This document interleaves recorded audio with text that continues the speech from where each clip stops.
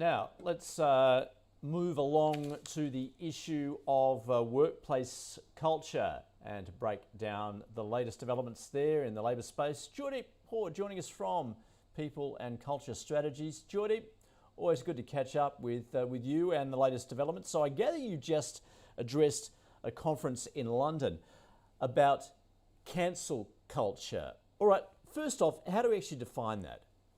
Yeah, look, it's a phrase that's been attracting a fair bit of attention, reflecting, I would say, very much from the start of the Me Too movement a couple of years ago, and then consolidated and expanded upon with so many things that happened with Black Lives Matter, and just generally so many things that are reflective of societal evolution.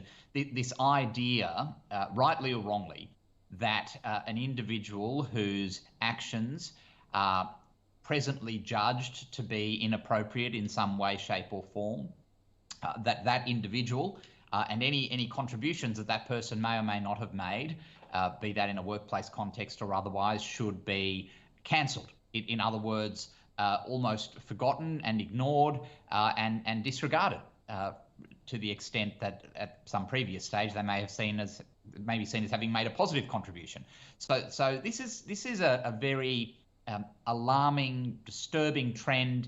And what I spoke about at this particular conference was, what does this really mean? It's one thing to talk about this in a public context. It's one thing to talk about, as an example, the Harvey Weinstein type situation. It's one thing to talk about people who may have existed or 200 years ago and may have been involved in slavery and whatever else.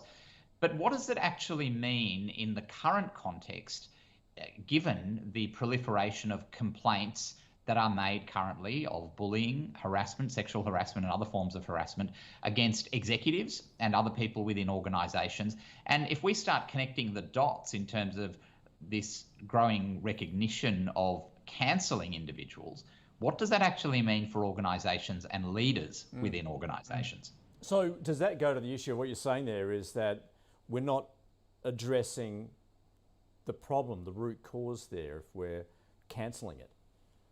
Well, I think it's complex at so many levels. One of the observations I made at this forum was that some might say that this idea of cancel culture is societal arrogance on steroids, this idea that we can somehow pass judgment, particularly in relation to previous generations and individuals who've existed in previous generations. The people who we have to assume didn't deliberately do things that they knew were wrong.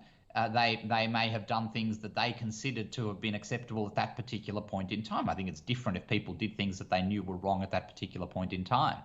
But this is the challenging part of this particular debate, because when we look at this in the current context of, for example, what is acceptable workplace behaviour, and as is commonly cited by so many people that I speak to when I'm doing education sessions, for example, around appropriate workplace behaviour, they will say, 20, 30 years ago, it would have been fine to say this, or it would have been fine to do that, but you can't get away with that now. I guess the question then becomes, that's fine, but if you did do things 20 or 30 years ago that are only now coming to light, should you be judged and cancelled because of that, in spite of you potentially now behaving appropriately, in inverted commas, or behaving in the manner that is currently expected? And this is where I think it becomes very difficult for an organisation. How far back do you go when you're scrutinising the behaviour of individuals, and in particular the behaviour of your leaders and your executives in your organisation? So, Joydeep, I mean, clearly societal norms have changed. Is there a danger then perhaps that we rewrite history, and as part of that, cancellation, if you like?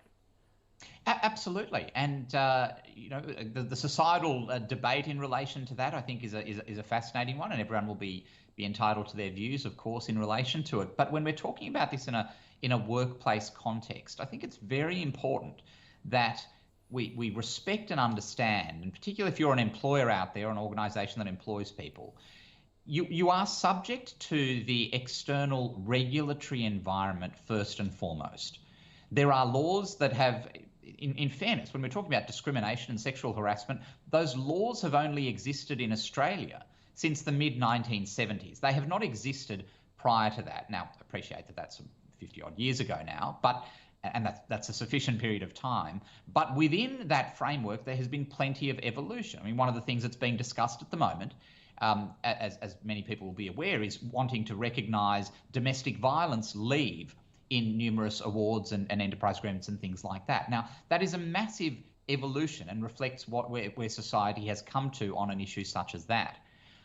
Now, an employer, for example, that has not recognised that 10, 15 years ago should not be criticised and punished and recognised as being, an unsophisticated or poor employer because it didn't do that. Ultimately, most employers have to do what is expected of them, having regard to the external regulatory environment.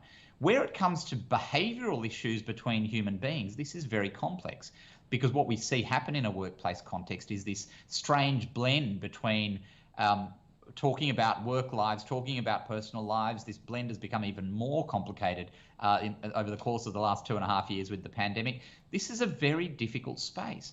Organisations need to translate what that external regulatory environment looks like into granular behaviours, do's and don'ts, if you like, in respect of all of their people. So, Joydeep, when we talk about harassment in the office and the threat of it being cancelled, of course, we often talk about harassment of a sexual nature. What are other examples there, and those perhaps where that behaviour could be cancelled? Yeah, I think one of the great risk areas that we see, and something that I spoke about at great length at this conference, was how organisations and leaders within organisations deal with what could broadly be described as their personally held views, for example, about generational differences. And we hear and see this a lot amongst leaders, senior leaders of organisations who might say, look, when we're talking about Gen Zs and millennials, they're too hard to employ because they're too demanding and they want the world, etc., etc. Now, whether that is or isn't the case, and that may well be a legitimately held view by the person expressing it, these kinds of comments and the expression of these kinds of attitudes can get that leader and an organisation at large into a lot of trouble. Now, that's not a... No, sorry. Oh, sorry. I was just going to say then, is there a danger then that we stifle a diversity of opinion in the workplace?